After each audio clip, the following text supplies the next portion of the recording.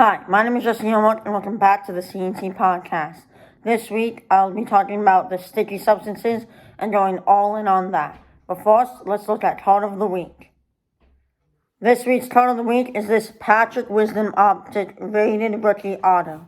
Now, as a huge Cubs fan, I've been loved seeing Patrick Wisdom dominate this year, leading the NL rookies in home runs and being one of our best players in all honesty. He's been a huge part of the team, and it's been super fun to watch. And so I actually used to have two autos of him before he was on the Cubs, but traded both of them. So I was in the market to get a new one. And so when I found this one for a reasonable price, I bought it. Now, the card in itself is super cool. I've always liked the optic cards. I always think they've looked clean. I've always liked them, and I like the rated rookie. I like it better than just the plain rookie symbol on tops. I always liked the rated rookies, and so I saw it, I knew I wanted it, and I bought it. One of my favorite cards, definitely going to maybe go on display in my room, but definitely a top tier card in my collection, in my opinion. Now, let's get on into the actual episode. Today's episode is about sticky substances, so let's get right on into that part. I think there's a lot of different sticky substances out there. What I mostly think that is not okay is spider tack, and if you don't already know, it's a super sticky paste that improves grip and also helps your spin rate in baseball. It works great in both cold and heat, so it's very easy. It's also easy to get. It directly affects the way you play, and so I think that's definitely not okay. Now, stuff like sunscreen that just gives you a grip on the ball, the MLB is saying not okay now. I mean, I don't think that stuff can be a huge deal, but either way, it's all been banned recently, so I think spider tack is the main thing that needed to be banned, which it was.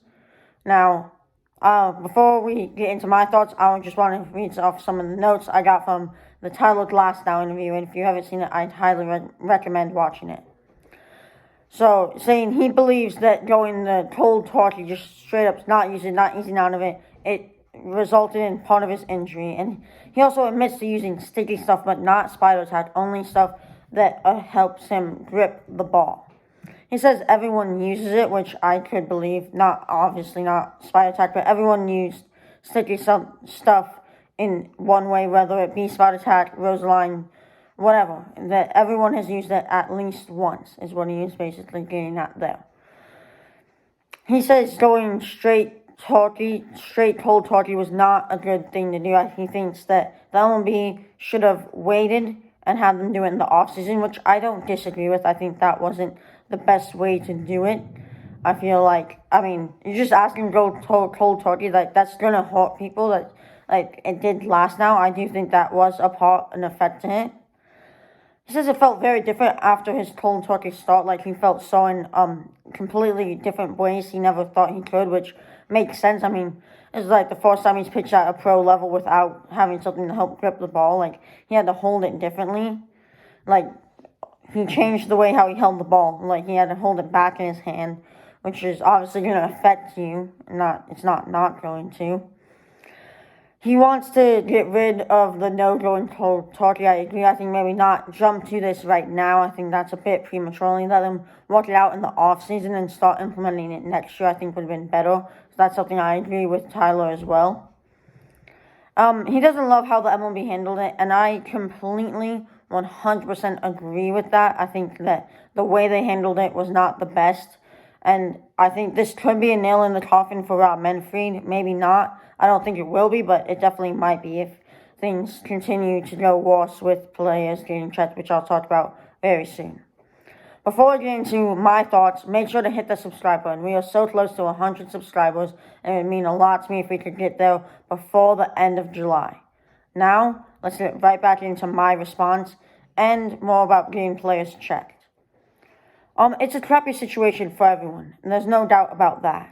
I think the MLB caring about cheating is good. They did it with the Astros. Got a lot of hate for that, including from me. I think they should have handled the Astros situation a whole lot better. But I think it's good about them using sticky stuff. I think cracking down on it is good, but the way they have done it is bad. Making people go cold turkey is a little ridiculous, if we're being honest.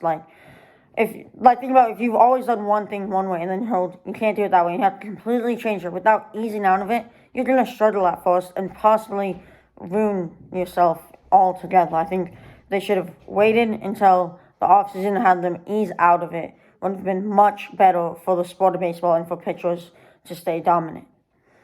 Another thought is, why are players getting checked so often? And what I'm saying is, why are opposing managers allowed to just have people checked? If you saw, Max Scherzer was checked 3 times, I think, in just the first few innings, and he was upset about it, as he should be. You checked him once, you checked him twice, and then just letting the manager say, "Hey, check him." That's unfair. Like, he has been checked multiple times, and the manager just had him checked for no reason. Just because he struck him out, it's one of the best pitchers in the league. Like, he's going to be striking people out no matter what, even with sticky stuff and without. I think having managers allowed to do that is a little ridiculous, especially if they've already been checked.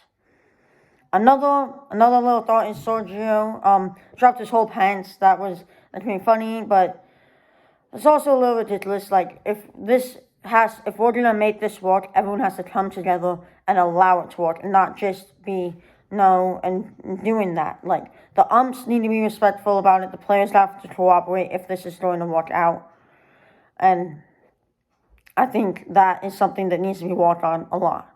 Another thought I have is the suspension. You get suspended 10 days, I believe, if you get caught with sticky stuff. I think that is a fair punishment, I'll be honest. I think that if you can't really over punish someone for this, and I feel like a 10-day suspension is good.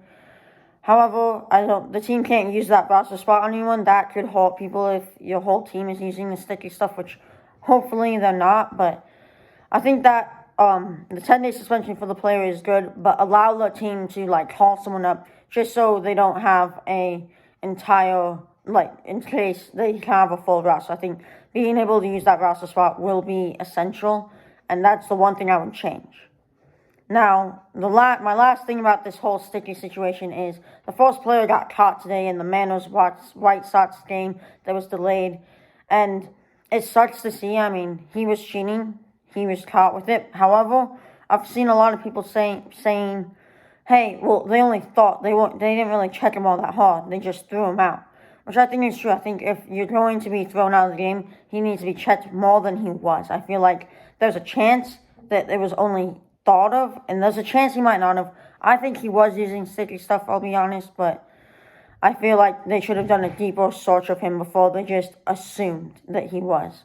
I feel like they have to be on it. Otherwise, if they get something wrong here, Manfred's probably going to get fired. This has to go perfectly for Rob's sake of staying as commissioner. That is all my thoughts and analysis on Tyler Glasnow's interview, all on this sticky situation. Thank you all for watching this week's episode. I hope you enjoyed it. Tried out a little new format as well for the clip art on this YouTube video. Thank you all for watching. Make sure to hit that subscribe button so close to 100. And if we get to 200, my brother will get CNT tattooed on him. So let's make sure to try and do that. Thank you all for watching. I'll see you next week. Bye.